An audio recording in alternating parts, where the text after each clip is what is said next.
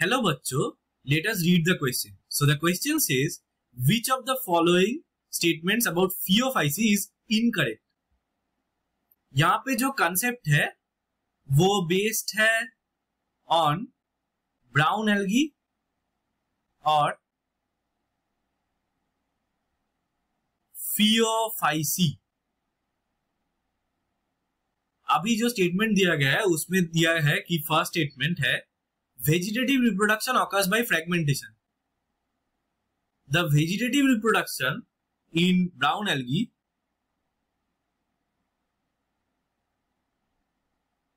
occurs with the help of fragmentation process where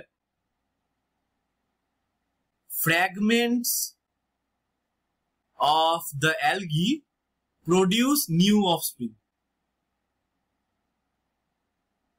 अभी हम अगर एसेक्सुअल मोड के बारे में बात करेंगे तो एसेक्सुअल रिप्रोडक्शन सेकेंड स्टेटमेंट में दिया है कि asexual reproduction is biflagellate pear shaped zoospores. तो बाइफ्लैजेलेट का मतलब है दो फ्लैजेला अगर रहता है ज़ूस्पोर्स में, तो यहाँ पे जो एसेक्सुअल मोड ऑफ रिप्रोडक्शन है वहां पे दो फ्लैजेला रहता है जो अनइक्वल और लैटरली प्लेस्ड फ्लैजेला है.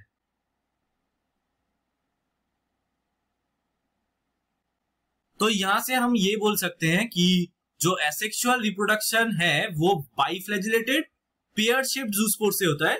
ये जो ज़ूस्पोर है यहां पे एसेक्सुअल में वो पेयर शेप्ड होता है, पेयर शेप्ड और पाइडीफॉर्म. पाइडीफॉर्म का मतलब होता है पेयर शेप्ड ओनली. सो जो ज़ूस्पोर है वो दो फ्लैजेला मतलब बाइफ्लैजेलेटेड होता है, अनइक्वल फ्लैजेला, उसके साथ साथ वो पेयर शेप भी होता है. सो ये जो स्टेटमेंट है ये स्टेटमेंट राइट स्टेटमेंट है about the asexual mode of reproduction, और जो वेजिटेटिव रिप्रोडक्शन का स्टेटमेंट है वो भी राइट स्टेटमेंट है. अभी हम अगर सेक्सुअल रिप्रोडक्शन के बारे में बात करेंगे तो दिया गया है कि sexual reproduction occurs with the help of gametes which are pyriform and bear two laterally attached flagella.